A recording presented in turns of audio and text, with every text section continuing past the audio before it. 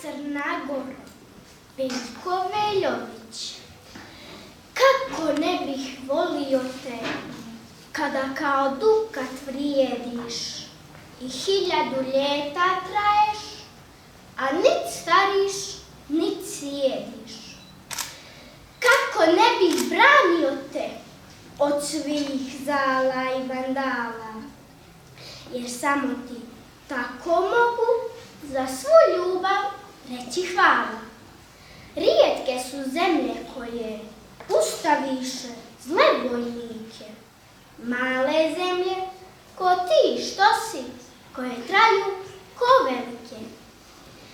Nit je zemlje poput tebe, hrabrije, a uz to manje, bar zato ćeš uvijek imat od svih ljudi poštovanje.